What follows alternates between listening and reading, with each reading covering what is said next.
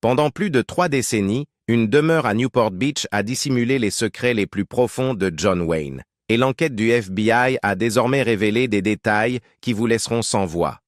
Lorsque le légendaire acteur est décédé en 1979, chaque lettre, photographie et objet lui appartenant avait été verrouillé, caché au monde.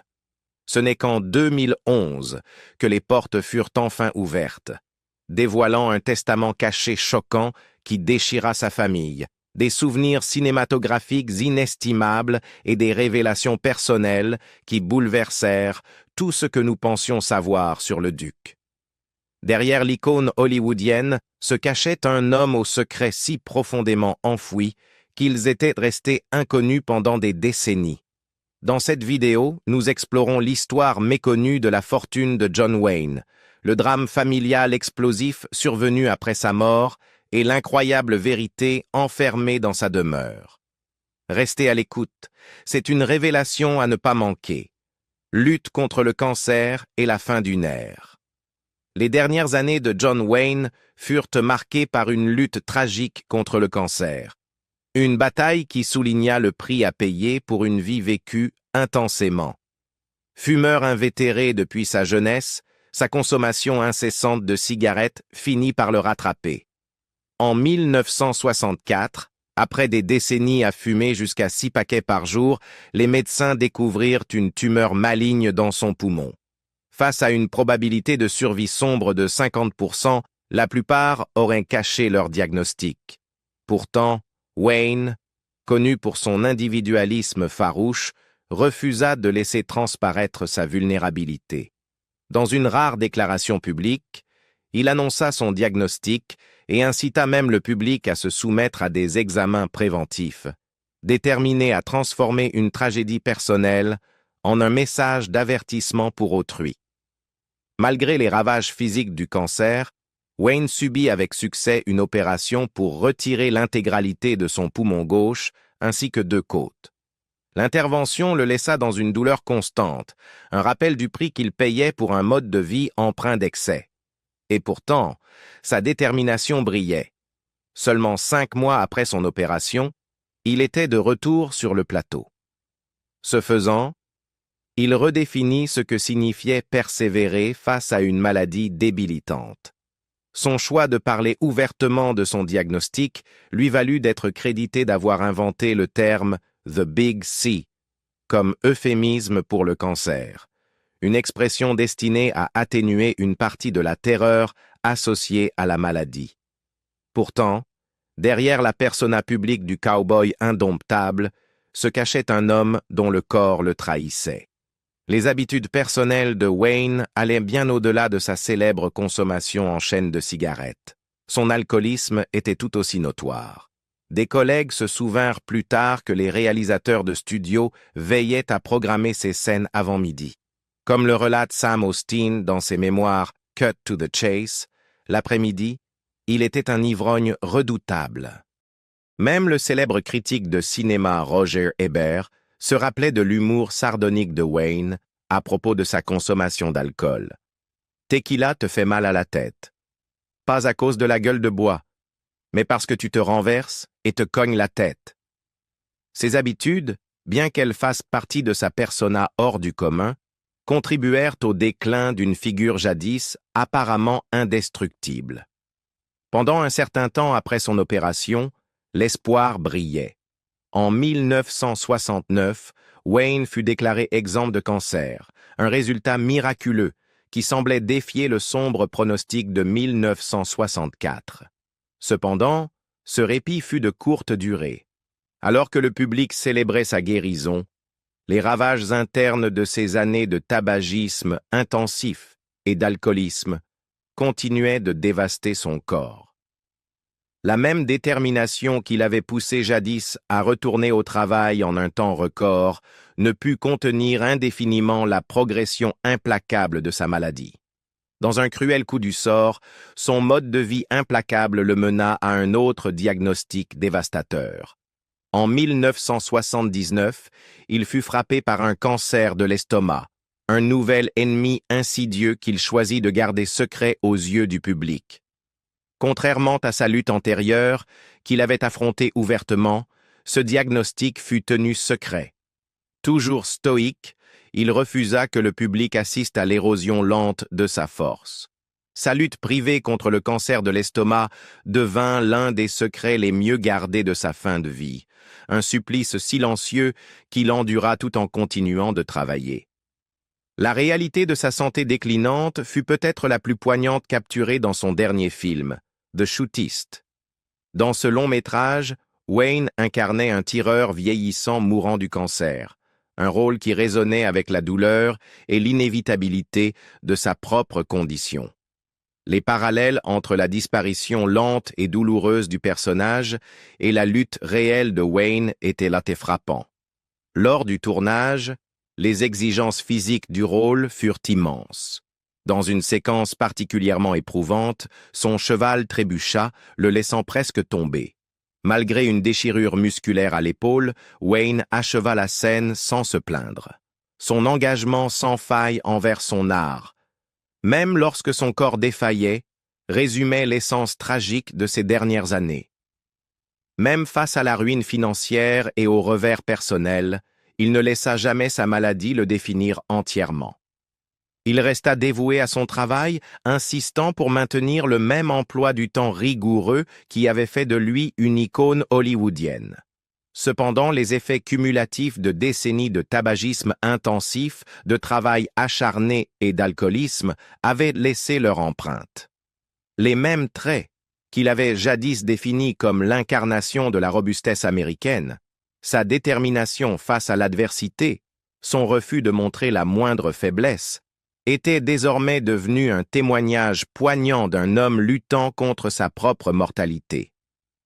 Le 11 juin 1979, au UCLA Medical Center de Los Angeles, le long et tumultueux parcours de John Wayne prit fin. Il avait 72 ans lorsqu'il succomba au cancer de l'estomac. Une bataille qu'il mena en silence, avec le même stoïcisme qui avait marqué toute sa vie. La nouvelle de sa mort fit l'effet d'une onde de choc à Hollywood et résonna parmi des millions de fans à travers le monde. Le président Jimmy Carter le qualifia même de symbole du courage américain, un hommage approprié à un homme qui, jusqu'à son dernier souffle, incarna l'esprit indomptable du cow-boy américain. Dans les jours qui suivirent son décès, des milliers de personnes se rassemblèrent devant l'hôpital et près de sa maison, offrant un flot d'hommages sous forme de fleurs, de chapeaux de cow-boy et de lettres manuscrites. Son départ n'était pas seulement la perte d'un acteur, c'était la fin d'une ère, un moment où le mythe du cow-boy invincible fut irrémédiablement terni par les dures réalités de la fragilité humaine. Bien que Wayne se fût même inscrit à une étude sur le vaccin contre le cancer dans une tentative de repousser la maladie, ses efforts se révélèrent finalement vains. La progression implacable de sa maladie submergea même sa volonté de faire. Le lieu de repos final de Wayne se trouvait au cimetière Pacific View Memorial Park à Corona del Mar, Newport Beach, un endroit serein qui contrastait fortement avec la turbulence de ces dernières années. Dans un dernier geste qui soulignait sa relation complexe avec la vie et la mort, son fils Patrick et son petit-fils Matthew Munoz, prêtres dans le diocèse californien d'Orange, révélèrent que Wayne s'était converti au catholicisme romain peu avant son décès. En accord avec son identité rude et sans compromis qu'il avait chérie toute sa vie, il avait demandé que sa pierre tombale porte l'inscription « Feo, fuerte y formal », une épitaphe espagnole qu'il décrivait comme signifiant « laid, fort et digne ».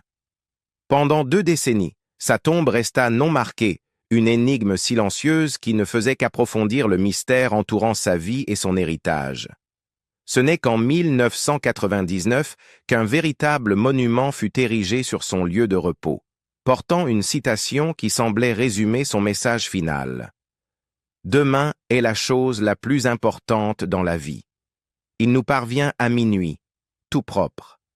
Il est parfait lorsqu'il arrive et se met entre nos mains.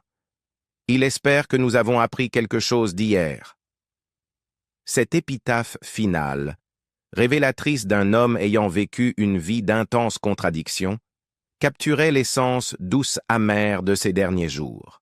Elle servait de rappel discret de la marche implacable du temps et de l'inévitable rudesse de la mortalité, même pour ceux qui semblent dépasser l'ordinaire. L'héritage choquant d'une fortune modeste, d'exclusion et de controverse. Le véritable choc qui a suivi la mort de John Wayne ne provenait pas du deuil public, mais des révélations contenues dans son testament, un document qui allait à jamais modifier la narration de son héritage.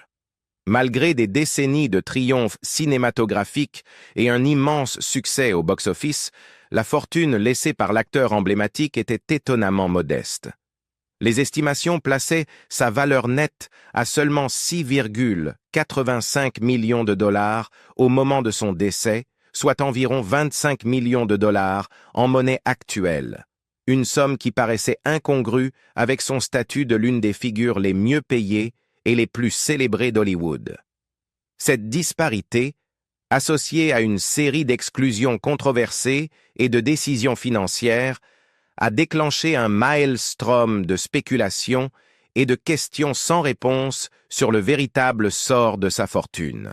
Le testament de Wayne, un document de 27 pages déposé minutieusement par son avocat John S. Warren auprès du tribunal supérieur du comté d'Orange, détaillait une succession comprenant environ 1 million de dollars en biens immobiliers, 5,75 millions de dollars en biens mobiliers et 100 000 dollars supplémentaires de revenus provenant de ces placements.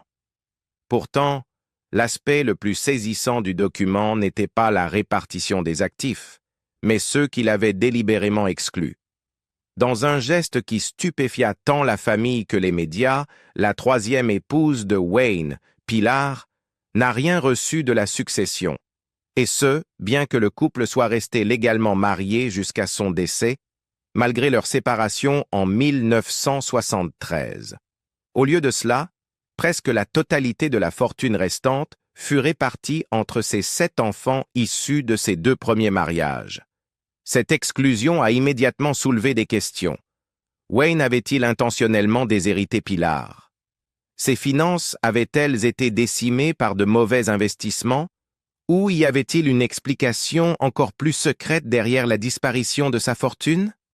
Ajoutant au mystère, la vente soudaine de son yacht chéri, le Wild Goose, surprit tout le monde.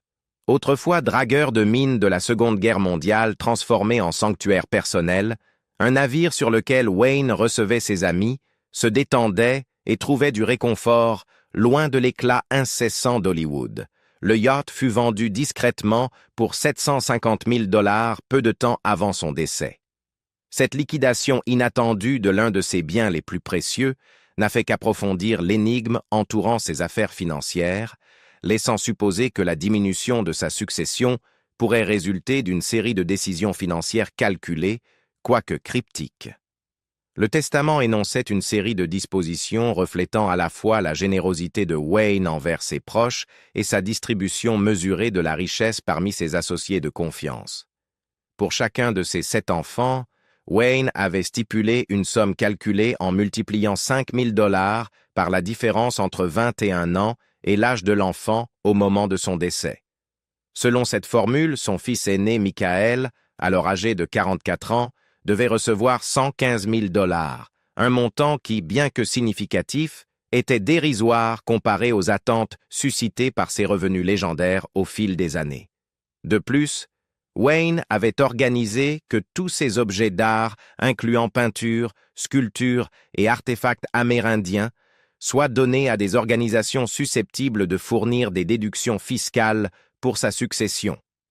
Le reste de sa fortune devait être versé dans des comptes en fiducie, dont l'un était spécialement destiné à fournir à sa première épouse, Joséphine, des chèques mensuels de 3 000 dollars. À son décès éventuel, ces fonds devaient être répartis entre les 4 enfants qu'il avait eus avec elle. Notamment, le testament prévoyait également des dispositions pour des personnes extérieures à sa famille immédiate. Wayne laissa 10 000 dollars à Mary Street, John, sa secrétaire de longue date, et 30 000 dollars à Pat Stacy, qui n'était pas seulement sa secrétaire au moment de son décès, mais était également, selon les dires, sa confidente durant ces dernières années. En net contraste avec ses gestes de loyauté, le mari de sa fille aînée, Donald LaCava, fut explicitement exclu de la succession. Selon Warren, LaCava ne devait rien recevoir, et il était même interdit qu'il réclame la part de sa femme si celle-ci venait à décéder avant lui. La raison de telles exclusions n'a jamais été expliquée publiquement, laissant une aura d'amertume et de mystère sur des relations familiales qui semblaient jadis si incassables. Les principaux biens fonciers de Wayne compliquèrent encore le portrait de son état financier posthume. Son vaste ranch en Arizona, détenu sous forme d'actions de société, faisait partie des actifs classés comme biens personnels. Ce ranch, géré en collaboration avec son partenaire Lewis Johnson, qui était également administrateur de la succession, n'était qu'une partie d'un portefeuille diversifié, incluant sa maison sur Newport Harbor et d'autres propriétés situées dans la région de Puget Sound, dans l'État de Washington. De plus, les parts de Wayne dans Bad Jack Productions Inc., sa société de production cinématographique tant aimée, furent léguées à son fils Michael, qui avait été pendant des années l'un des cadres supérieurs de la société. Michael, ainsi que John S. Warren et Lewis Johnson, fut nommé administrateur de la succession, consolidant ainsi son rôle dans la préservation et la gestion de l'héritage de son père. Pendant des décennies, John Wayne avait été synonyme d'une persona robuste et inflexible à l'écran, un homme qui dégageait force, honneur et un engagement stoïque envers son art. Pourtant, les révélations contenues dans son testament dressaient le portrait d'un homme différent, plus tragique, derrière le mythe. La nette disparité entre l'immense richesse qu'il avait générée au cours de sa carrière et la somme relativement modeste qui subsistait à son décès suggérait qu'une grande partie de sa fortune avait soit été dépensée, perdue, ou délibérément réservée à des causes que peu auraient pu anticiper. L'exclusion délibérée de Pilar, la femme qui l'avait soutenue durant des périodes tumultueuses, était particulièrement poignante. Bien que Pilar ait été prise en charge dans le cadre d'un accord financier séparé à la suite de leur séparation, le fait qu'elle ait été entièrement omise du testament a déclenché des années de débats publics. Critiques et biographes se sont interrogés depuis sur le fait que cet acte était né d'une animosité personnelle, d'une rupture définitive d'une relation autrefois intime, ou d'une décision calculée destinée à garantir que son héritage serait préservé d'une manière honorant ses enfants et ses associés de longue date, plutôt qu'un partenaire qui s'était éloigné. Des mariages brisés, des trahisons et l'exclusion controversée de Pilar. Les relations personnelles de John Wayne étaient aussi rugueuses et tumultueuses que les personnages qu'il incarnait à l'écran, et elles ont laissé une empreinte indélébile sur son testament final, un document qui intrigue sa famille et le public depuis des décennies. Sa vie amoureuse compliquée, marquée par la passion, la trahison et des conflits explosifs, sert de toile de fond à un testament qui a réparti sa modeste fortune de manière inattendue, notamment par l'exclusion nette de sa troisième épouse, Pilar Palette. Wayne s'est marié 3 fois et a divorcé 2 fois, un schéma qui reflète la nature volatile de sa vie privée. Son premier mariage, avec Joséphine Alicia Sáenz, débuta en 1933, alors qu'il n'était encore qu'un acteur en herbe. Joséphine, une femme discrète et profondément religieuse issue d'un milieu aisé, semblait d'abord être la partenaire idéale pour un homme en pleine ascension. Ensemble, ils eurent 4 enfants. Michael, Mary Antonia, Patrick et Melinda, ce qui, pendant un temps, donnait l'illusion d'une vie de famille stable. Cependant, à mesure que la carrière de Wayne prenait son envol à Hollywood, les longues heures et les déplacements constants requis par son succès naissant creusèrent un fossé entre eux. Le mariage se désagrégea finalement après que Joséphine eut découvert l'affaire prolongée de Wayne avec la légendaire Marlène Dietrich, une liaison marquée par un secret intense et une passion débordante qui mena inévitablement à leur divorce en 1945. Peu de temps après sa séparation d'avec Joséphine, Wayne épousa sa deuxième femme, Esperanza Baur, une actrice mexicaine fougueuse dont le tempérament explosif annonçait une relation faite de chaos. La jalousie et la méfiance d'Esperanza furent des compagnes constantes durant leur mariage. Elle devint convaincue que Wayne entretenait une relation avec sa covedette Gail Russell, une affirmation qui, malgré les démentis des deux parties, déclencha une série de confrontations explosives. Un incident tristement célèbre eut lieu la nuit où le film Angel and the Bad Man fut terminé, lorsqu'Esperanza, ivre et envahi par la rage et la paranoïa, tenta de le tirer en le voyant rentrer chez lui. Cet épisode dramatique souligna non seulement l'intensité périlleuse de leur relation, mais contribua également à l'effondrement final de leur mariage en 1954. Le troisième et dernier mariage de Wayne, avec Pilar Palette, semblait offrir un nouveau départ, mais s'est finalement révélé être le chapitre le plus tragique de sa vie personnelle. Pilar, une actrice péruvienne d'une beauté exotique ayant connu un précédent mariage bref et infructueux, attira l'attention de Wayne lorsqu'ils se rencontrèrent pour la première fois au Pérou, alors qu'ils repéraient des lieux pour The Alamo. Malgré une différence d'âge significative, Pilar étant presque 20 ans plus jeune, leur romance éclair culmina par un mariage à Kona, à Hawaï, en 1954. Pendant un temps, leur union paraissait promettre stabilité et passion renouvelée.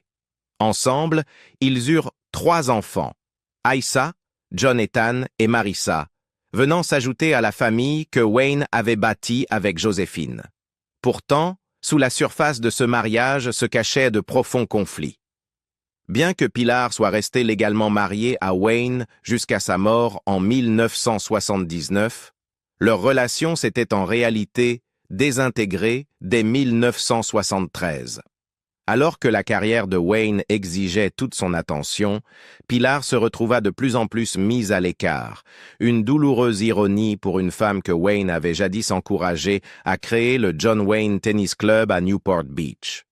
Leur séparation ne fut pas marquée par les formalités d'un divorce. Elle se caractérisa par un éloignement émotionnel qui poussa finalement Pilar à quitter leur domicile commun. Dans un ultime revirement de trahison personnelle, Wayne choisit d'inviter sa secrétaire de longue date, Pat Stacey, à devenir sa compagne résidente. Cette décision ne fit qu'accentuer le fossé entre Wayne et Pilar et préfigura les dispositions controversées qui apparaîtraient plus tard dans son testament. Les dynamiques interpersonnelles ayant conduit à un testament aussi complexe étaient enracinées dans le schéma de relations volatiles et de priorités conflictuelles qui avaient jalonné la vie de Wayne. Son premier mariage, bien que stable au départ, s'effondra sous le poids de sa célébrité grandissante et de son éthique de travail implacable qui l'éloignait de la vie familiale. Son mariage suivant avec Esperanza Baur fut marqué par le tumulte et la violence, laissant derrière lui un héritage de colère et de conflits non résolus. Pourtant, c'est son union avec Pilar qui s'est avérée la plus complexe et déchirante. Le témoignage de Pilar, tel que relaté dans son livre John Wayne, My Life with the Duke, révèle une histoire d'amour entrelacée de moments de tendresse et de profonde déception. Malgré ses déclarations, nous avons été mariés jusqu'au jour de sa mort. La réalité était bien plus compliquée. Pilar dut endurer l'isolement de voir l'homme qu'elle aimait se consacrer à sa carrière et à une autre compagne, Pat Stacey, durant les dernières années de sa vie. Cet éloignement, combiné à la douloureuse séparation entamée en 1973, créa un fossé entre la femme qui avait jadis rêvé d'un partenariat durable avec le Duke et l'homme qui choisit finalement de privilégier ses enfants issus de son précédent mariage avant tout. Voilà qui conclut notre plongée dans les secrets choquants de la demeure de John Wayne et l'héritage embrouillé de son testament. Qui aurait pensé qu'au-delà de l'image gigantesque du Duke se cachait une histoire de mariage brisé, de trahison déchirante et de décisions financières énigmatiques? Sa succession modeste, répartie presque entièrement entre ses enfants issus de mariages antérieurs, est marquée par la vente discrète d'actifs précieux comme le Wild Goose, nous pousse à nous interroger sur le véritable coût de vivre en légende. Qu'est-ce qui, selon vous, a poussé John Wayne à laisser un testament aussi complexe? Faites-nous part de vos impressions dans les commentaires ci-dessous et n'oubliez pas d'aimer et de partager cette vidéo si elle vous a plu.